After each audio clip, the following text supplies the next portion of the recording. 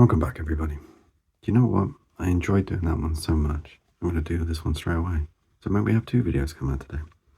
So this is Dawn, her name here, to start with. So Dawn was the first character that I ever made for the game. Technically.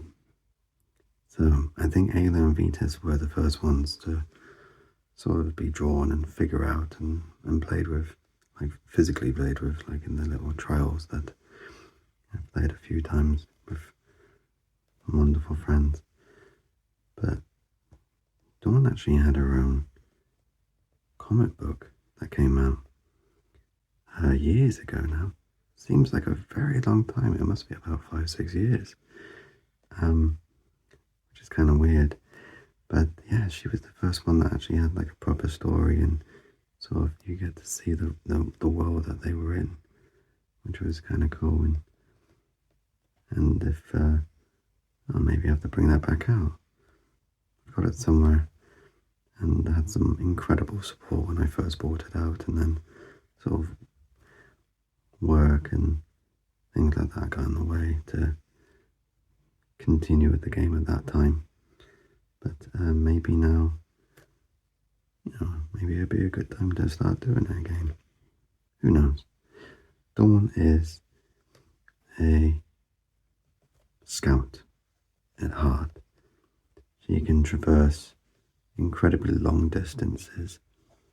Her compass mentis, so sort of the mental armor within the game, hers is incredibly high. So when she spends, an abnormal amount of time away from the half ship, she's extremely self-reliant and can kind of deal with the loneliness and the world itself. And I think that's probably because that, I don't want to give too much of the story away, but where most of the characters that you play with, they'll be brought into this world, the wastes.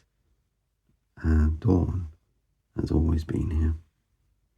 So she's very at home in this place. And probably, if not the oldest character that you can play with. In terms of actual years or cycles, I'm not entirely sure, but she's been here for a while. So yeah, as an explorer or scout character, the idea of how you would play with her is you would be able to traverse huge distances very, very quickly, and by doing so, you would be able to discover, settlements and be able to trade with them and help others. And if you had quests or scenarios that sort of required you to get to certain places, you couldn't have a better character than Dawn. So Dawn's kit, it's kind of weird. I mean, especially after we just done Vetus, who is, essentially just a knight.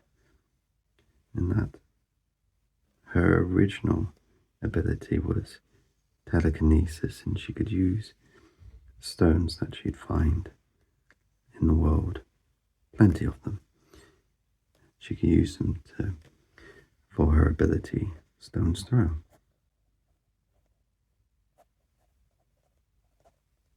And she would be sort of a mid-range fighting character. However, as she traversed the wastes, she came a point where she found this creature, and this creature was, in a sense, sort of parasitic, and it was dying, didn't have a host. And whether or not it was a good choice, Dawn accepted the responsibility to save this creature called the beggar. And now they sort of have this symbiotic relationship where he's kind of attached in a bag and behind behind Dawn.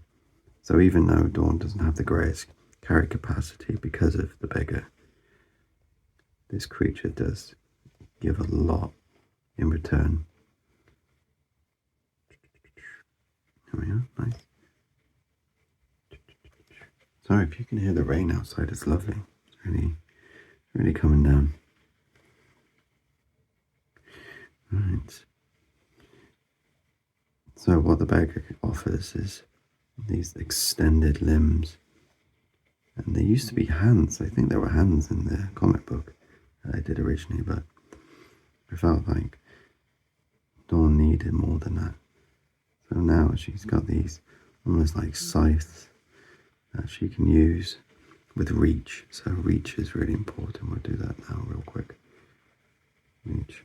So she doesn't need to be adjacent to an enemy to do an attack, but she can't be adjacent to do the scythe attacks. She has to be that perfect distance away all the time. So making sure you know where you are on the battlefield in terms of how much movement enemies got and how close they're going to get to you is important. But with that, she's got things like cleave and strike, so she's able to hit multiple foes adjacent to one another. But you just have to make sure you've got that reach to be able to do it. Otherwise, because Dawn's very lightly armored, probably I think the second lightest armored character in the game, it becomes quite a bit of game of cat and mouse because you need to make sure you're staying away from them. Kind of lost my train of thought there, but we'll continue. So I'm just going to do her little effigy. Quite a cool little creepy one that is. A little bit of string. Another benefit, sorry, I'm all over the place today. Another benefit from the beggar is because it is on her back. There's no blind spot.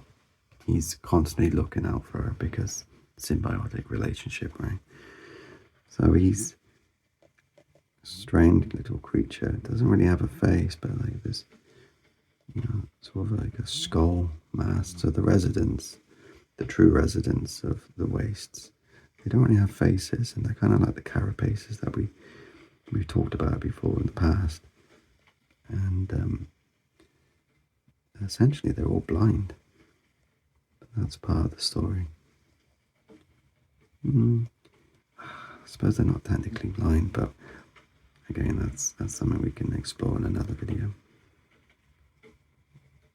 And so the beggar has these wonderfully long limbs, and Dawn and it is well acquainted with one another now. So it's going to draw sort of what he looks like from behind.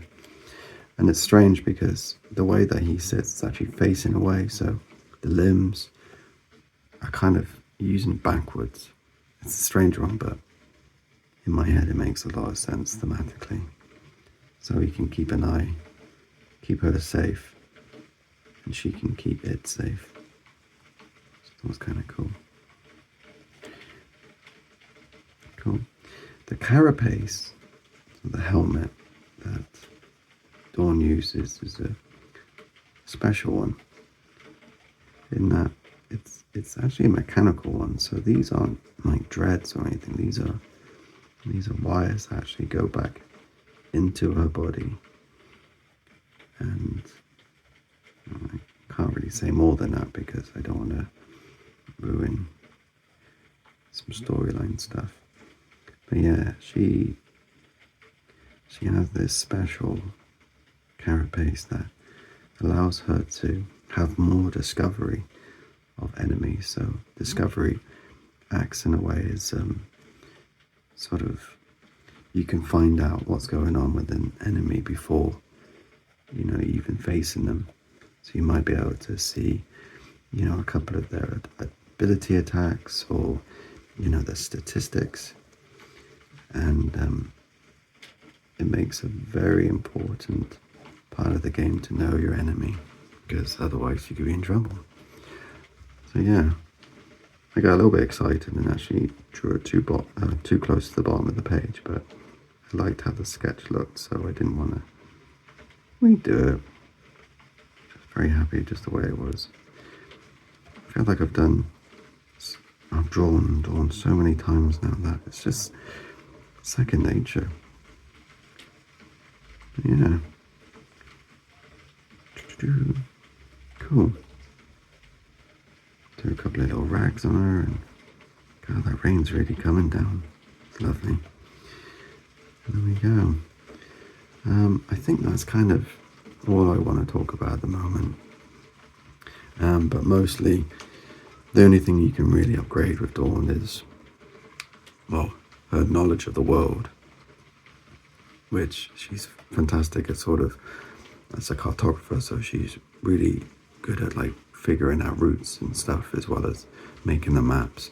But also the beggar is the main attraction here. So things like additional reach, so you'll be able to attack someone 2 spaces away from you, which is huge.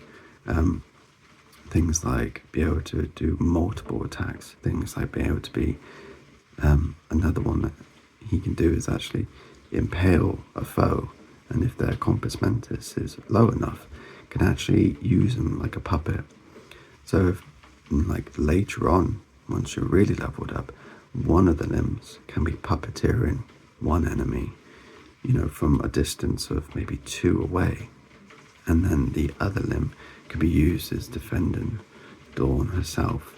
And on top of that, these are additional limbs, so you can see this one little hand there, so she can still do stuff with her hands.